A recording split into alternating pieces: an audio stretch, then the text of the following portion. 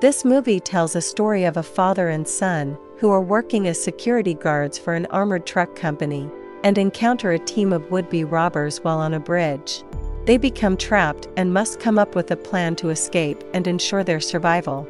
This movie is bad and forgettable. The movie falls into the similar traps that many lower-budget action films typically fall into. It's dull, meandering, and lacks thrills.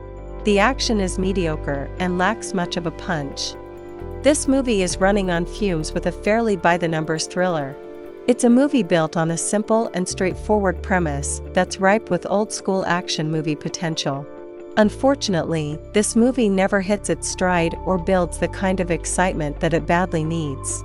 The movie fails to produce passably exciting ways to make a single location and a small company of actors exciting. It's struggling to sustain any level of suspense. The vast majority of this movie takes place inside a truck.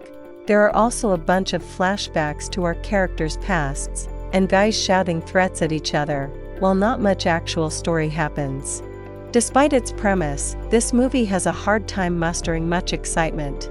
The majority of the film consists of a low-stakes chess match between James and Casey in the back of the armored truck, and a frustrated Rook who's trying to get inside.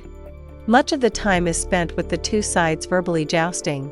We get a few pauses that only exist so that James and Casey can have some father and son reconciliation time that feels weak.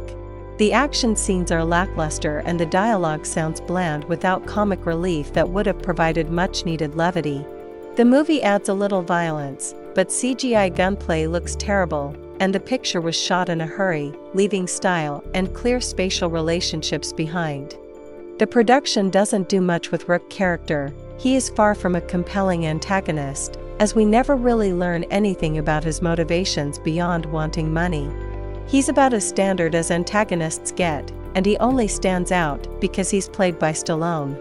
The members of Rook's crew are largely disposable and inconsequential goons, who are just there to act as cannon fodder for the film's frankly underwhelming action scenes. Despite being billed as an action thriller, the pacing of this movie is slow and clunky. There's surprisingly little action in the movie at all, particularly with an incredibly tedious first act that spends way too much time following James and Casey during an average workday.